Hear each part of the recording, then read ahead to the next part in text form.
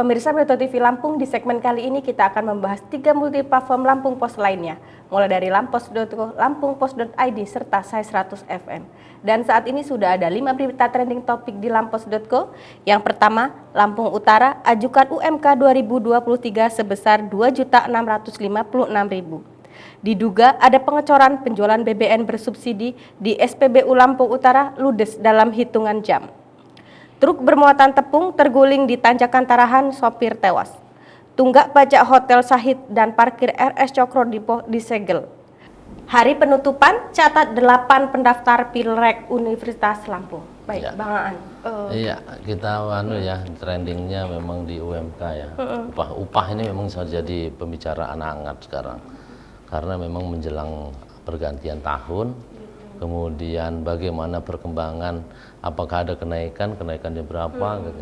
Kemarin provinsi naik 7,9% dari 244 menjadi 263. Nah, kemudian sekarang setelah provinsi ditetapkan tanggal 8, Pemprov memberi tenggat sampai 5 sampai 7 Desember untuk kabupaten kota menetapkan upahnya juga gitu. Jadi kabupaten kota yang sudah punya dewan pengupahan kota itu harus mengeluarkan keputusan tentang upah minimum gitu loh. Nah, ternyata yang paling awal adalah Lampung Utara ya. 265 walaupun cuma 15.000. Selisihnya dengan Pemprov dengan upah minimum provinsi, tapi tetap segitu kan ya. Sementara upah minimum provinsi ini adalah diambil dari upah minimum kabupaten kota yang paling rendah gitu loh, atau di bawahnya gitu. Jadi upah minimum kabupaten kota itu tidak boleh di bawah upah minimum provinsi. Boleh sama atau lebih sedikit. Nah, ini ternyata di Lampung Utara ya. Kita tinggal nunggu bagaimana di kota-kota besar kota-kota yang selama ini UMP-nya tertinggi. Misalnya di Menggala, Bandar Lampung itu yang tinggi-tinggi itu. Menggala, Bandar Lampung, Metro itu sedang. Tapi kalau Menggala Lampung Tengah, Tulang Bawang Lampung Tengah itu mungkin karena banyak perusahaan di sana, jadi ya, UMP-nya bersaing dengan Bandar Lampung, terutama di Bandar Lampung ya. Lampung Selatan ini setengah-setengah juga kayaknya gitu. Kalau Lampung Selatan, makanya yang paling kita tunggu adalah Bandar Lampung dan Lampung Tengah dan Tulang Bawang. Apakah kenaikannya juga signifikan atau tidak? Itu kita pantau terus. Baik, kita beralih ke lampungpos.id dan saat ini sudah ada 5 berita pilihan di lampungpos.id. Yang pertama, kenaikan UMP Lampung diapresiasi. Harga komoditas pangan terus naik. Pastikan penyaluran BLT tanpa potongan. Bertaruh murah di Pilrek Universitas Lampung. Dan terakhir, Polres Lampung Timur tunggu hasil BPKP. Nah. Oke ya, kita memang ini kalau di lampungpos.id atau koran itu kita ngangkatnya yang jadi pembicaraan hangat adalah Pilrek Unila. Pemilihan rektor Unila ini diikuti oleh terakhir kemarin ada pendaftar terakhir Asep Sukohar itu menggenapkan calon rektor jadi 8 orang.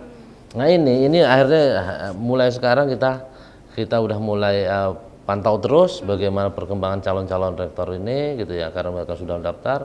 Ini kita mulai dari harta kekayaan.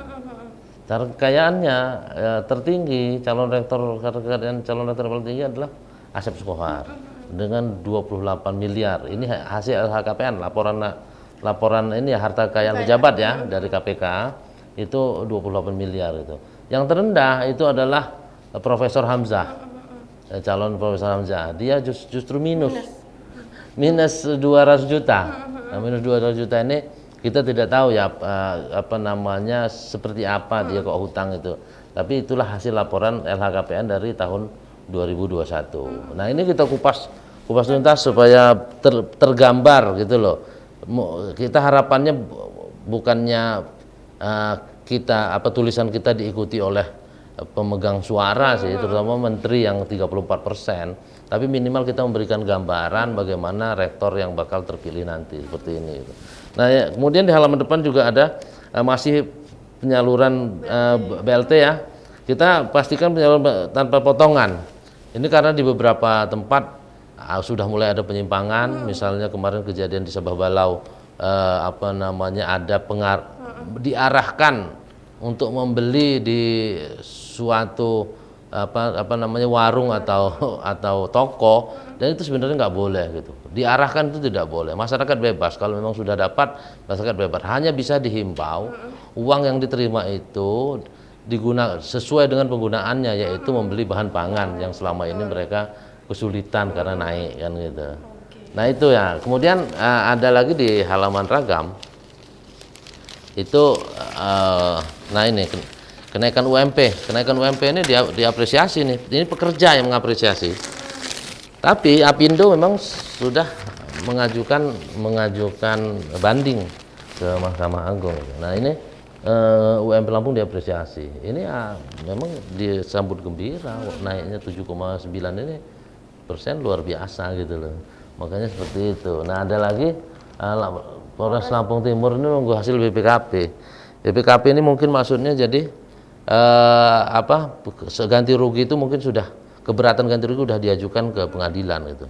Makanya dihitung ulang benar enggak yang diajukan masyarakat besaran ganti rugi tidak sesuai dengan yang diberikan oleh BPN sebagai penyalur ganti ruginya ya. Nah, kemudian harga komoditas dan ada libatkan partisipasi dapil itu kita rangkum di halaman-halaman di ragam ya itu. Baik, Pak, kita beralih.